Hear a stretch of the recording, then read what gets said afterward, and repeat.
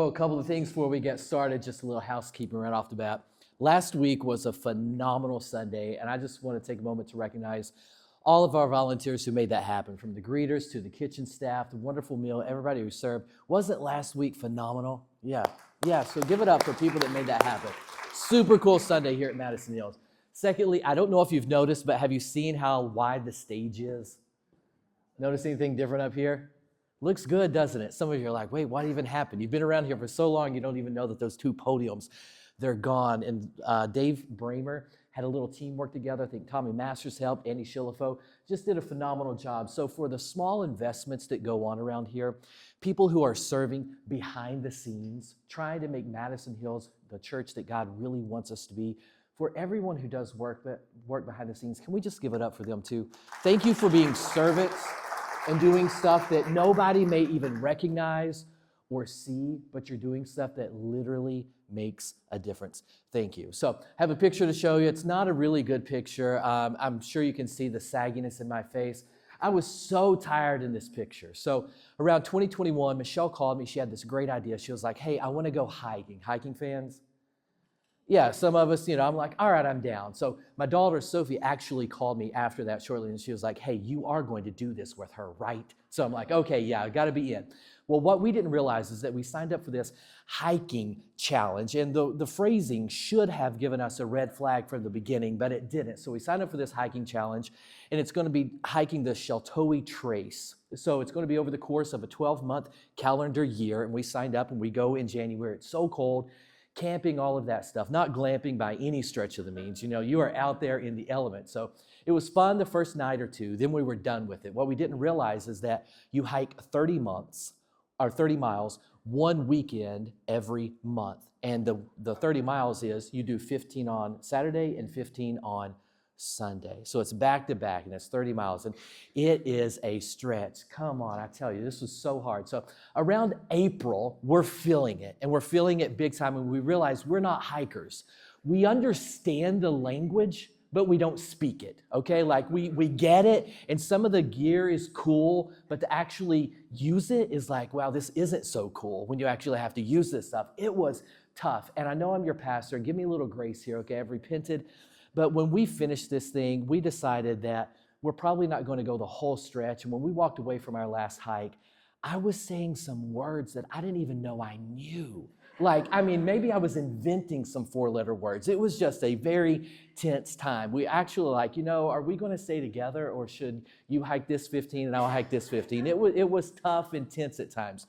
Anyway, what really pushed us over the edge was one particular hike. We're just going along, and we have an idea. Our amateurness just got in the way, and we were like, you know what?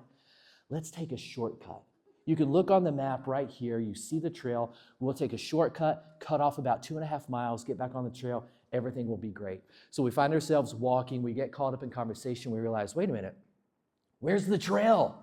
So we had lost the trail. So we stumble around for a little bit. 3 copperheads later, we just look around, and we're like, oh my gosh.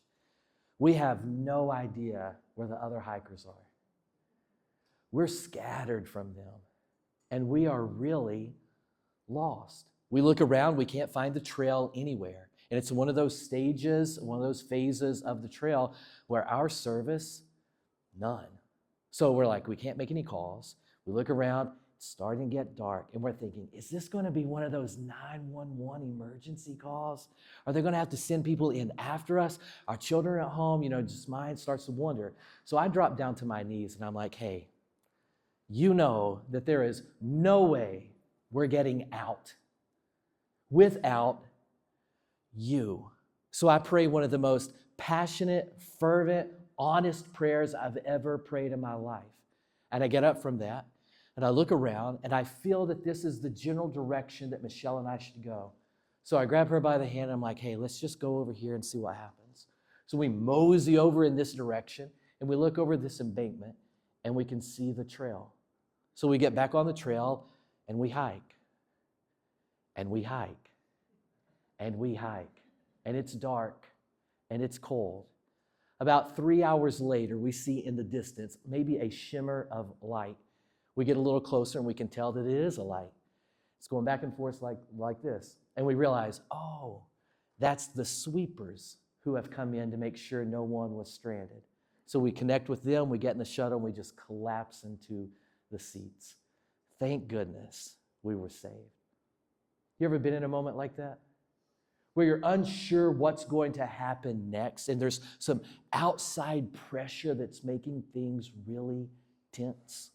When you find yourself in a moment like that, there's usually three options, and research backs this up. There's three options. Option one, when you find yourself scattered or lost or clueless about where to go.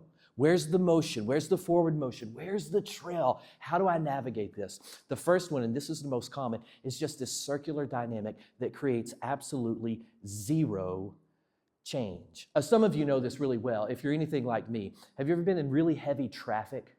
And you know where you want to go, but you're stalled. And if you sit there, it's going to take 15, 20 minutes to actually get through. But you know a shortcut. And if you go this direction, it's not really a shortcut. It's actually going to add about 10 minutes onto your trip. As if you would just stand here, you're going to add 10 minutes, but you feel like you're moving. So at least you're moving, so you take that detour, that personal detour, even though it's going to add time. There's really no change, but it feels like you're moving.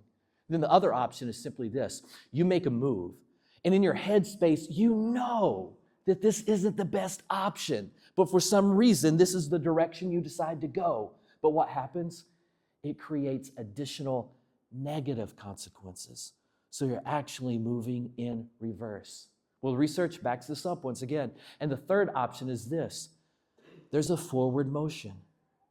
There's actually a direction that is healthy, beneficial, of value for you to go. But when you're facing tension, when you're under stress, when you're scattered, when there's a trial that's come out of nowhere, or you feel scattered and lost, it's even hard to recognize that a third option actually even exists. So why would you look for it? Why would you think there's another option that's really beneficial, healthy, and helpful? I'll try to find that trail. We forget it. Now, more about trials next week, but suffice it now to say, trials, they actually force us to focus. When you've got that external pressure, that tension, a trial will force you to focus. And it will force you to focus, if you're a follower of Jesus, a trial will force you to focus on who is God calling me to be? Or what is God calling me to do? So we see that there's actually value in trials. Now, what separates people who actually choose that third option from those who choose the first two? It's mindset. Simple mindset. Now, if you don't like research, and you don't like papers that justify all of this, and you just love the biblical text, we have biblical support for this as well. Colossians 3:2 simply says, set your minds on things above. Set your mind on things above. A mindset where you are intentionally choosing how you are going to move forward. So what we're going to do over the next 5 weeks is we're going to walk along with a guy named James, because James writes a letter to the first century Christians who were scattered. They were lost in the first century world. And James comes along and he writes this letter because it's so practical. It's a practical way forward for these first century followers of Jesus to say, oh, we're scattered, but there's the trail. We're feeling a little lost here, but there's the trail. There's the path that we should walk. And we're going to jump right into the text because James jumps right into the point. So here it is, James chapter 1. James, a servant of God and of the Lord Jesus Christ. Now, a couple of things here. One, to the 12 tribes scattered among the nations. So you see, James is writing to these individuals who are feeling a little wobbly in their faith. There's some external pressure and tension that's occurring. And he goes on. Consider it pure joy, my brothers and sisters, whenever you face trials of many kinds. Why?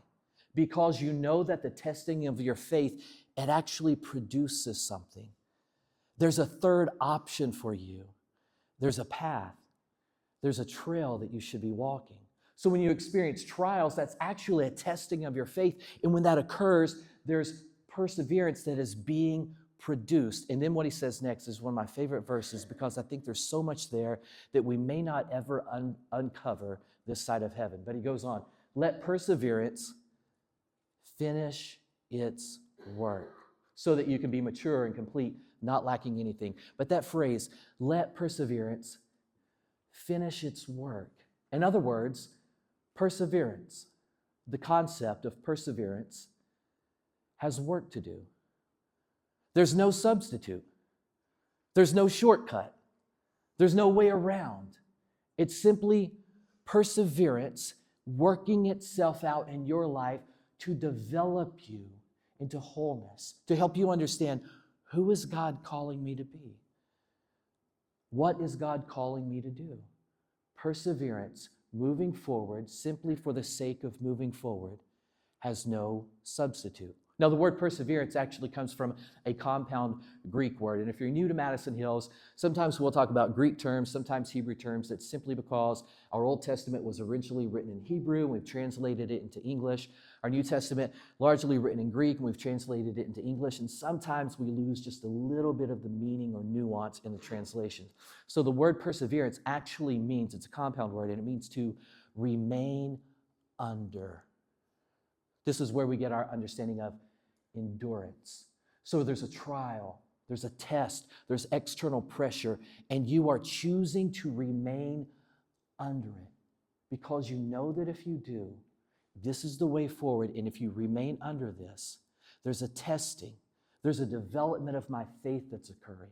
There's work that's being done that no other scenario could do this same level of work as this tension and this pressure right now. So it's not you're trying to avoid, you're accepting the reality that trials will come your way, and you're choosing to do something intentional with them. Now, I don't know if this is a little hokey for you, but I figured I'd put myself out there.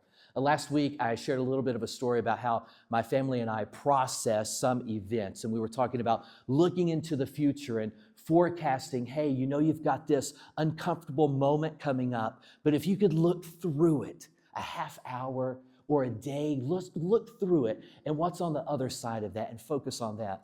Well, someone called me while we were eating and said, I do that too.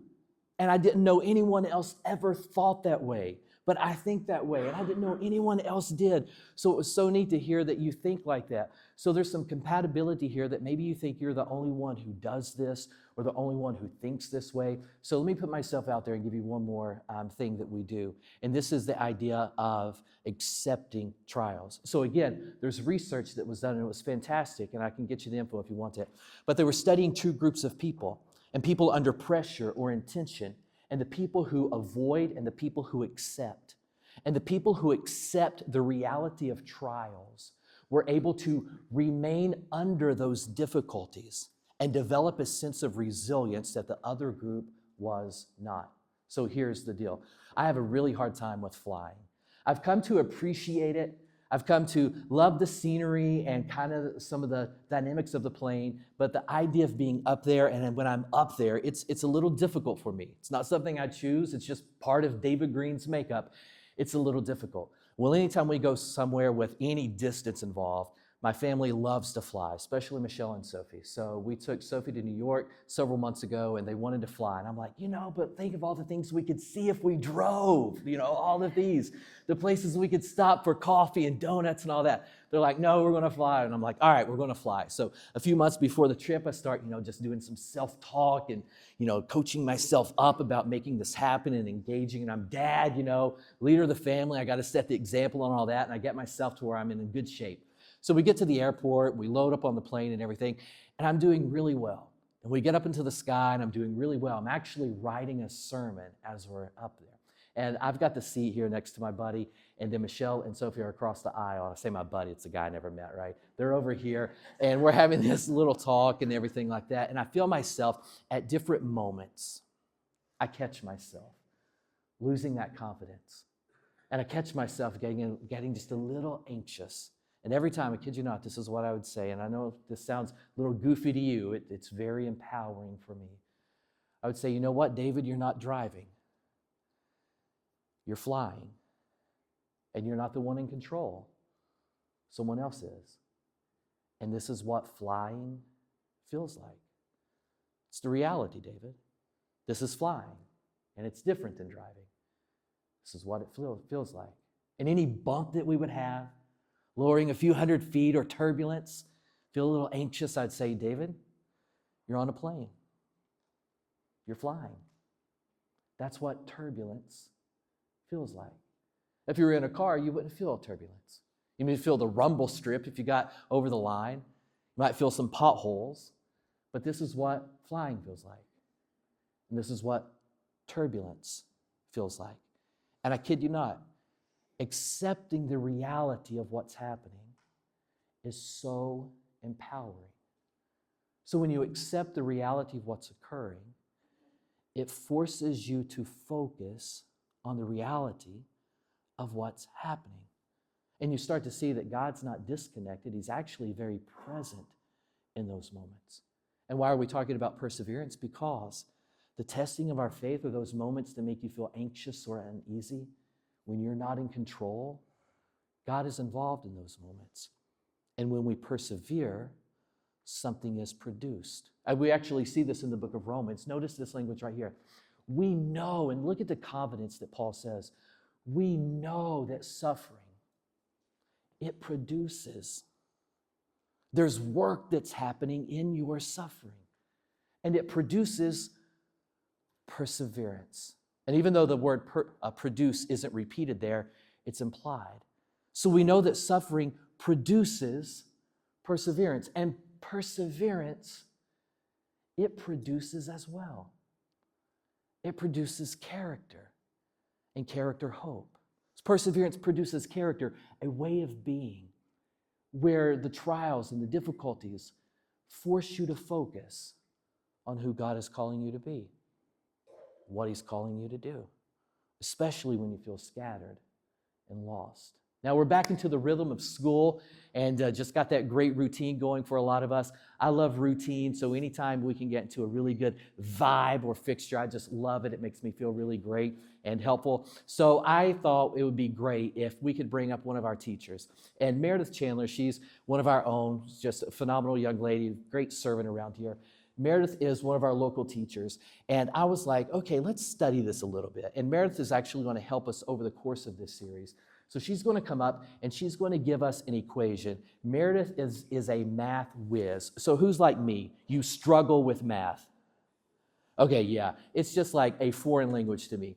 Meredith, and she's going to hate me for saying this, is like a genius when it comes to math. Like she knows everything there is to know about math, and she's got a really interesting take on perseverance. So Meredith. Okay. Good morning, everybody. Okay. Like David said, my name is Meredith. I love this concept of perseverance, and David and I have been working on this series for about a couple of months-ish, and this year is starting my 13th year in education. And I can honestly say if I had to pick one word to describe it, it would be perseverance. Give a little bit of background about my teaching career. That's what I graduated from Eastern in 2013 with a degree in elementary education. But what most people don't realize is that I have a little, emphasis in English and communications. Then I had the brilliant idea to go on and get a master's degree as a reading specialist. And guess what I teach? I teach mathematics. So if my parents, and I know my parents will be watching this later, that they would say perseverance, and honestly, kind of an aha moment for them. Growing up, math was not my favorite. And I'm probably in a room where the majority of people feel the same way. Am I correct in assuming that? Okay. I am now on the opposite side of that, but I had to persevere through the beginning of my career. So to kind of back it up a little bit, my very first year that I started teaching, I got a reading job and I was teaching my favorite grade, which was 4th grade. At Christmas, my principal called me in the office and he said, Meredith, I'm going to give you a math class when we come back after Christmas. Oh my gosh. The panic started to set in. I felt that anxious feeling of math was not my favorite. How am I going to teach these 9 and 10-year-olds to love it when I don't love it myself? And so I'm going to share some of these things that I have learned along the way and how this ties into the book of James. And because of perseverance, I have now learned to love math. And I know that I'm in the room with some very excellent math teachers. I got Amanda, I got Cheyenne, I got Tanya, and I know that Ashley is in here too. So that's talking about our group of community. I've got some amazing math teachers in here. So we'll go ahead and get started. One thing that most people do not realize is that in the state of Kentucky, the biblical component of perseverance is embedded in our math standards. I get to teach this concept throughout my math class every day. And part of that is through the standards of mathematical practice. And the very first one, there's a reason why it's the first one, because it's the most important one. And it is making sense of problems and persevering through solving them. It is so important through those first couple of days of school that I do not teach any specific math content. We don't add, subtract, multiply, or divide, or work with fractions or anything until I teach this. The reason why I feel like it is so important is because when we talk about persevering, I cannot do anything else until kids know how to persevere through solving them.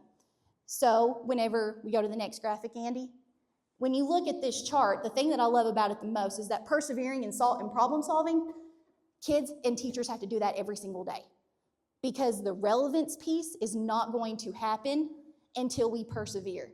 Now, I'm going to tell something about myself. I am not the most patient of people. That is something that God is working on through me really now, like right now. And a lot of us are probably the same way. But as a kid of the 90s who lived through dial-up internet, that we learned patience that way. But now if I pull something up on my phone and it doesn't take the 0.2 seconds like I want it to, I get very frustrated. That there's no time anymore. We don't have to wait. There's no, we don't have to persevere. That's what we get it instantaneously. And I know that that's something that I'm going to have to counteract when I get kids in my classroom. So one of the ways that I try to do this is by teaching that there are such things as mathematical dispositions or attitudes. How can we relate math to everyday life? And so some of these are relevance. I loved getting this question when I was teaching in the classroom. What does this have to do with, my job? What does this have to do with sports or whatever? Teaching relevance was key for me. Another part was that I wanted kids to be curious about math, ask questions. I was a teacher that fully believed that there's no such thing as a stupid question. I wanted it to be a relevant question, but curiosity was key. Then enjoyment. I know this is probably the big one for the majority of people. People do not enjoy math, which breaks my heart. But I'm a realist. I know the group that I'm working with, and it's totally fine. Community, though. I wanted to take a moment to talk about my community of teachers, because kids have to feel safe in their community in order to be able to learn. And then confidence. I feel like that confidence is something that is grown or developed over a time of perseverance. When you feel like you have a safe community, that it's okay to fail. And anytime that I had a kid that said, oh man, I failed at this. And I said, well, you know what it means to fail, right? It's your first attempt in learning something, and that's okay. But I have to create a safe community within my classroom to be able to do that. And then creativity. But most importantly, when we teach dispositions, we are trying to create lifelong learners through positive experiences. And one of the ways that I did this was through a math attitude survey. So if you all can read some of those things, I just want you all to take a quick inventory about how you would answer some of these. So the very first one that says, I enjoy learning math. Is it very true? Is it a little true? Or is it not true at all? So I'm going to give you all just a minute to try to read through these and see if you can take inventory of yourself and what is your math attitude or disposition.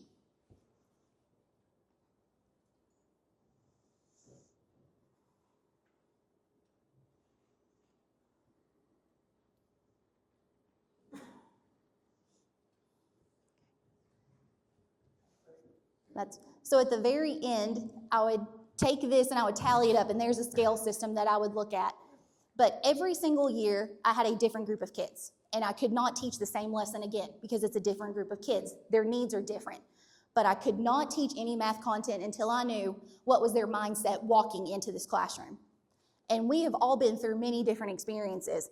And I bet that every single person in here has had a negative experience with math in some way, shape, or form. Whether it was their teacher, whether it was a classmate, whether it was a concept that they struggled to get through. And I just want to take the time right now to apologize that you have had a negative experience with mathematics that has now determined your attitude as an adult. And my ultimate goal as a teacher was that, yes, I wanted to teach how to add, how to subtract, all of my math content standards, but most importantly, I wanted to teach that math is okay and that we can have positive experiences with it as we get older. I wanted the students to learn how to persevere through that. And another one of my favorite things that I did was a famous failures lesson, always before the first assessment, whether it was iReady diagnostic or their first test. I always tried to do something called famous failures. Has anyone heard of famous failures before? A couple of people? Okay. So I would try to think of some prominent people out in society, whether that was Michael Jordan. That's what people have heard of Michael Jordan, right? Okay. Why would he be considered a famous failure? He got cut from his team. There you go. What about Walt Disney? Why would he be considered a famous failure? He got fired from his first job for lack of imagination and creativity. Okay, any Chicago Cubs fans? I know I got a couple in here, okay? How many years was it between World Series? Close, 108. That's 108 years between World Series. Boston Red Sox was 86 years between World Series. One of my favorite book series is J.K. Rowling's Harry Potter. She started writing after a horrendous divorce, the tragic death of her mother, and trying to get a book published took her 7 years, and she was denied by 12 different publishers.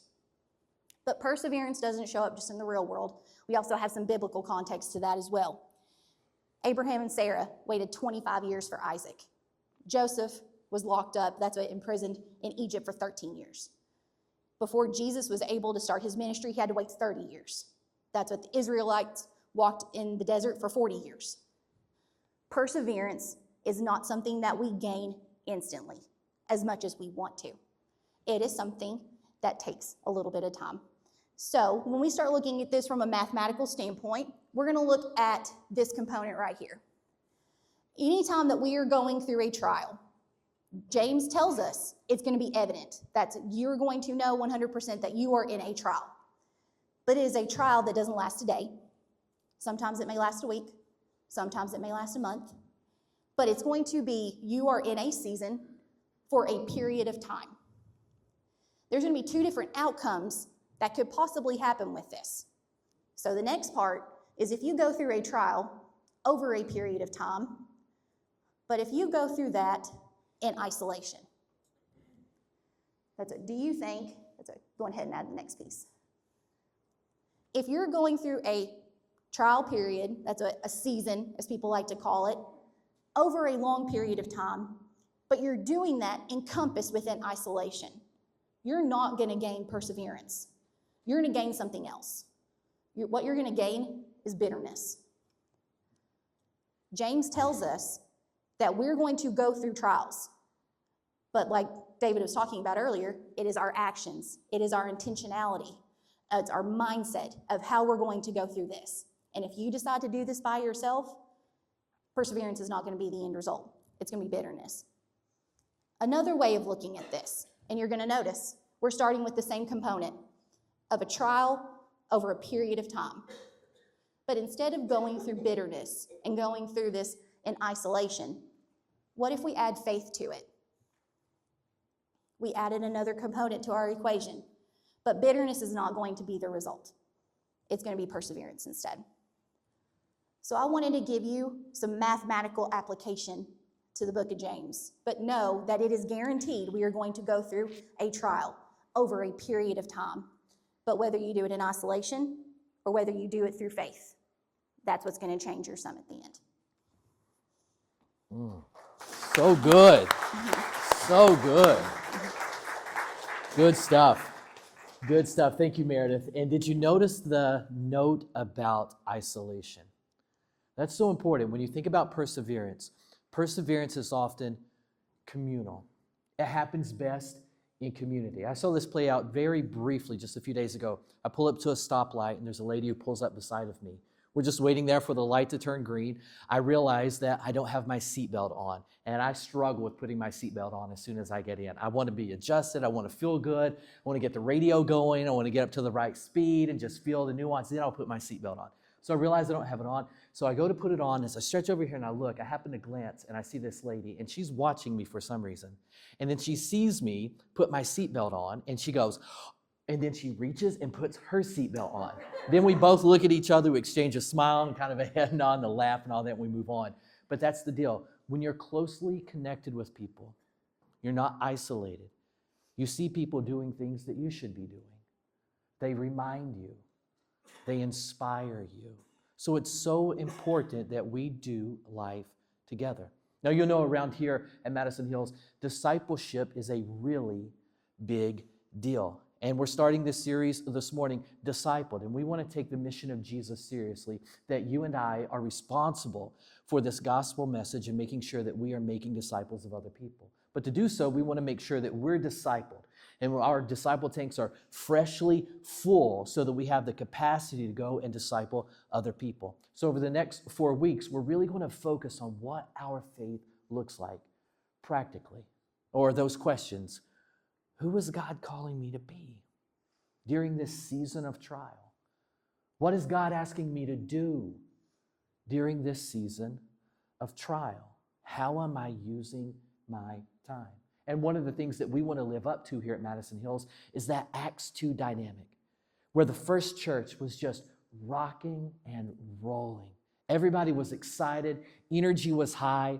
The vision was clear. Super cool things were happening to the point that they were just surrounding themselves in community and devoting themselves to what the apostles were teaching, to the fellowship, to the breaking of bread, and to prayer. And the church was on fire. And we want to embody that first century idea in a 21st century world. So to do that, we read in Acts, and something that's very nuanced happens in that ancient first century community. The text tells us in Acts 2:46 that they continued to meet together daily in the temple courts. Now, if you're perceptive readers, you'll know that we don't live anywhere near the temple courts, and they don't exist today the way they did in the first century. And by a show of hands, how many of you could realistically meet with another group of people every single day? It'd be challenging, wouldn't it? But what we can do here at Madison Hills in the 21st century world is we can continue to meet together. We can involve ourselves in community. So here's what I want to do. I want you to pray this up, and I'll give you 2 weeks to do so. On September 14th, immediately after service, I'd like to meet with you. And I want to meet with anybody who wants to understand the dynamic of small group ministry we want to do here at Madison Hills. If we want to use Sunday as this opportunity to worship our great, big, beautiful God, to do so in community, to sing praises to His holy name, to be fed His word, to celebrate the sacrificial gift of Jesus through communion, to be able to give back and to serve. If we want to do that, we want to do that and use it as the catalyst for the week. Sunday doesn't need to be the culmination of the week, but the first day that sets the mood and the stage and the posture for the rest of the week. But we want to make sure that we have an opportunity for you to touch base on a Tuesday or a Thursday or a Friday, or give you the opportunity to continue to meet together. So if God's tapping you on the shoulder and saying, yeah, I think you need to be involved in that, I'd love to see you in 2 weeks, and we can talk about the vision that we have for our small group ministry here at Madison Hills. Before we get out of here, though, let me tell you about my friend Darren. And Darren was a guy who came to my high school back in the mid-90s, and he was ushered into my Algebra 2 class. And I remember that Darren, his schedule, we were told, was going to shift. And he was one of these magnetic guys, so everybody in the class just instantly fell in love with him. So we were told that his schedule was going to shift because he was relocating from another high school, and he had already had Algebra 2, but there was nowhere to place him, so they were working on it. So he was just going to hang out with us for a couple of weeks. Well, we were in a space where we were learning a very fresh equation. And I remember Mr. Ashurst was having each student come up in front of the class and solve a personalized problem. Well, after the first few brave students, Mr. Ashurst calls on Darren, and he says, Darren, come on up and solve this problem. So Darren leaves his seat, and he walks up to the board with confidence, and just as confidently, he takes this white erase marker and just 2, writes the number 2, caps it, puts it back on the tray, starts walking back to his seat. Mr. Ashurst catches him mid-stride and says, hey, Darren, just a couple of things. And I'll never forget these. I can see these right now in my mind. He says, Darren, hold on one second. I know that you've been relocated and you're only going to be here for a few days, but your peers haven't had this material. And I know that you've already been through Algebra 2. So I need you to go back up to the board. And then he said something many of us have probably heard before if you can retrace your high school days. He says, I want you to get the marker and I want you to show your work. So over the next 4 weeks, I want you to be in prayer because as we walk through James, he's going to call every single one of us up to the board. And he's going to ask us to show our work by putting our faith into practice. And that starts with adopting this idea that perseverance, whatever season you're in, it produces even now. God, you are good. And we thank you for the goodness of this idea you've created called church, a place to belong and learn what belief is, and then become that individual that you're calling us to be so that we are doing what you want us to be doing. Father, we ask you to guide us through the next several weeks so that we identify that third option and we see the trail that we should be on. We step onto that path. And even though it feels scattered, there's no shortcuts for us. We're going to remain under any tension or pressure that comes our way because we know that in doing so, you're producing something that no other context could create. And for that, Father, we praise you. And we do so, as always, in the name of your Son, Jesus. Amen.